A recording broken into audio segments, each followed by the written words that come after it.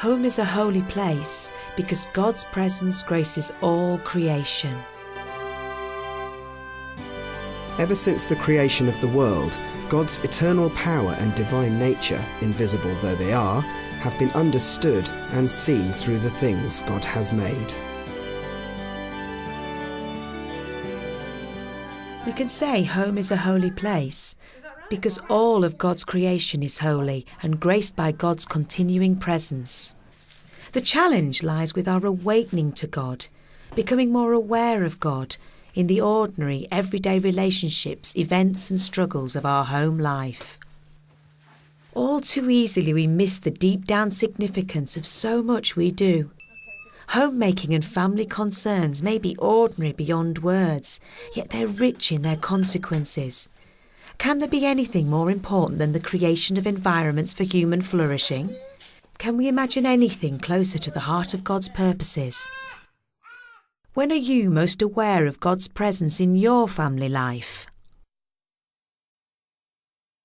It's everywhere, whenever we're eating, I feel,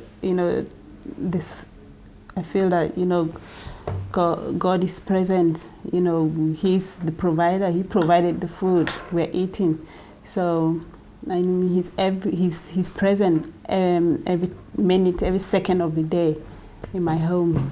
You see God in your children's faces, even in the most mundane things in the morning when, get up and the kids ask you for breakfast, they really need you.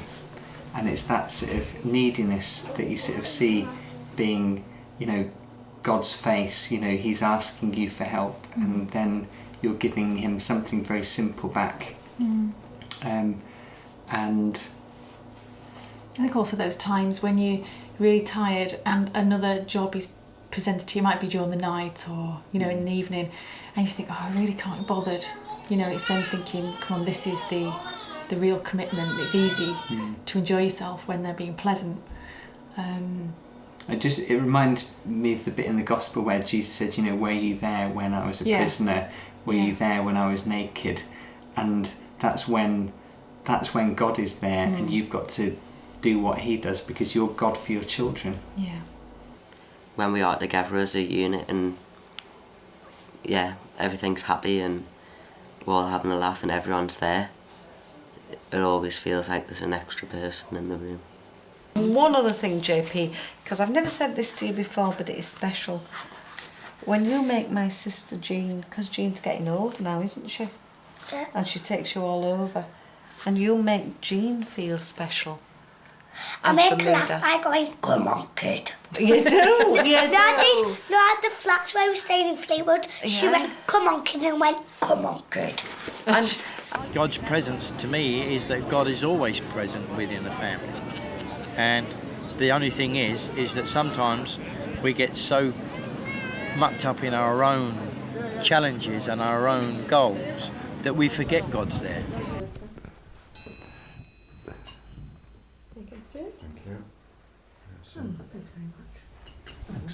Thank you. Thank you. I remember somebody once saying that every meal has an element of Eucharist about it. Somehow, around the table, we share ourselves with each other. Just how many dynamics go on around this table is extraordinary. Welcome, encouragement, good listening, affirmation, forgiveness, learning to know each other. It goes on and on.